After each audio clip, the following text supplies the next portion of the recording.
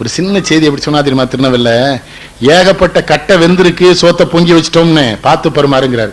ஏகப்பட்ட கட்டை வெந்திருக்குன்னு யார சொல்றாரு? தியாகிகளை சொல்றாரு. ஏகப்பட்ட கட்டை வெந்து தாண்டா சுதந்திர சோரை பொக்கி இறக்கி. ஓமை எப்படி ஓமை? சாதாரணமா பேசுவார், பயப்படம் கிடையாது. ரொம்ப எளிமையான தமிழ், போலித்தனமா அவருக்கு ஏமாற்றவே தெரியாது. இந்த முதலமைச்சர் ஏதோ வருத்தப்படுறாராம்னே, நான் ஏன் கேள்வி கேட்கிறேன்னு சொல்றாராம்னே, நான் உங்ககிட்ட கேட்கிறேன்னு. அது என்னப்பா அவங்க சொல்லுவாங்களே, உன் குடநிலையில தானே நானும் இருக்கேங்கிறாரு. பெரியாரும் அவரும் அத்தனை இணைவரியா நண்பர்.